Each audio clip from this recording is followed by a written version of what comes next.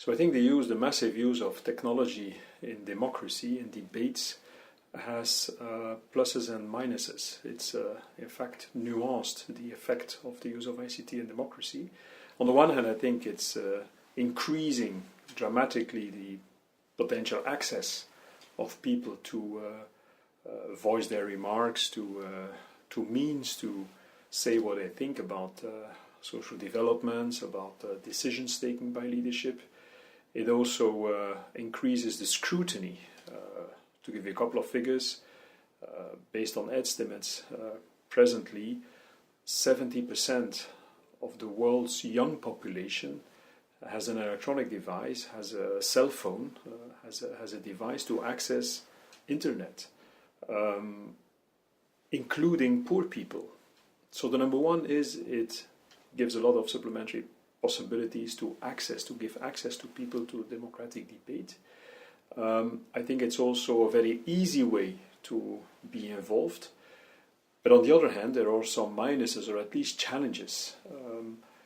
The number one being that to reduce democracy to direct influence by people through ICT means in the democratic debate, that would of course be narrowing how democracy works. I think the kind of Uberization we see in Uberization, derived from Uberization of lots of domains in the economy, in social intercourse and so on, when you translate it to politics, you see that this is a totally different way to address issues. I think representative democracy, for instance, is very vertical, it's indirect, is a time-consuming process, is not always easy to access. Uberization means speedy processes, horizontality, direct access.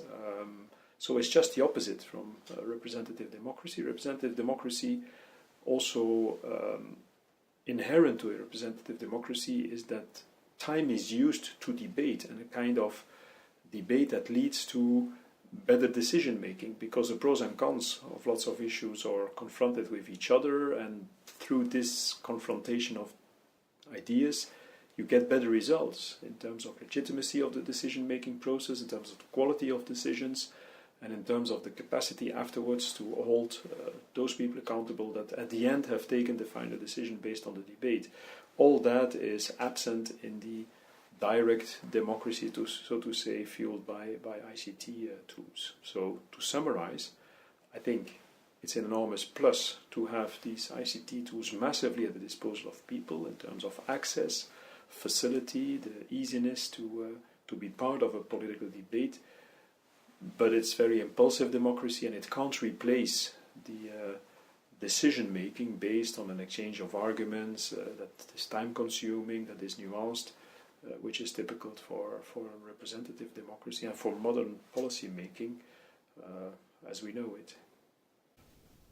So I think in answer to the question how then democracies can make technology work for them, I think we'd like to make a distinction between, on the one hand, the electoral processes and the increased role of ICT in electoral processes. I think there's a specific role for political parties, for ICT in the framework of activities organized by political parties. And last but not least, I think it's important for civil society, how civil society can use ICT tools to improve their activities. I think in terms of electoral processes, it's very clear the way people vote, the way people are identified through, for instance, biometric tools, the electoral process as such, with good guarantees for the inviolability of the processes. I think that ICT can speed up, can render more efficient electoral processes. There's also, I think, an increased capacity to organize transparency around the counting of votes, around publishing of results. So it's very clear in the framework of organizing electoral processes that ICT tools are a tool to improve the quality of these electoral processes under the condition that there is a good professional use of it under the scrutiny of the people concerned. I think in terms of political parties, this supplementary possibility for people to access what political parties are producing as information, as viewpoints, and also organizing activities. This is a plus. For political parties, it's quite a cheap way to increase their outreach to people in a very direct way. So I think that's a plus. That's the reason why we have launched also a website where we, in a summarized way, showcase best practices in that field. So for political parties, I think it's really quite an important tool to complement their normal activities in terms of outreach, in terms of providing access for citizens, members, non-members to their activities and what they produce as research and as standpoints. Last but not least, I think in terms of capacity building on an individual basis, but also more collectively through civil society organizations, I think that ICT tools increase the potential of civil society, of all kinds of educational infrastructure, increases the potential to access people, to put at the disposal of people, to increase the outreach. So to summarize, I think better electoral processes with more transparency, I think for political parties, increasing the outreach of political parties, and for civil society, I think a good tool to to strengthen the capacity to deliver training, education to citizens and to people in members of organizations, civil society organizations.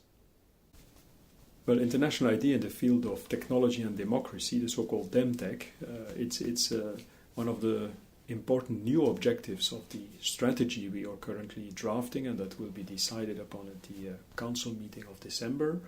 We want to put an emphasis on investing in research, but also exchange of best practices and also implement in some countries ICT, electronic tools.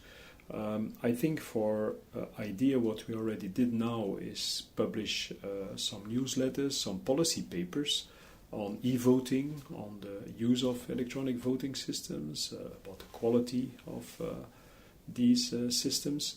We also elaborated, for instance, in terms of guaranteeing a fair electoral process, we elaborated the so-called electoral risk management tool. Since some years we are spreading this. It's used in tens of countries. And to summarize, it is a computer-based tool where via input of all potential sources of violencing and mapping these, you prepare in a better way the security forces of a country to accompany the electoral process and to avoid the danger of violence through the different stages of endangering different stages of the electoral process. We also worked at the digital parties portal, it is called. It's a special website dedicated to an exchange of best practices, things that have been tried out by political parties that appear to be successful, be it in terms of increasing in a, let's say, cost-efficient way the outreach to people, but also issues like crowdsourcing, the funding of political parties, adding a tool for making it more transparent, the functioning of the political party, but also the financing of the activities.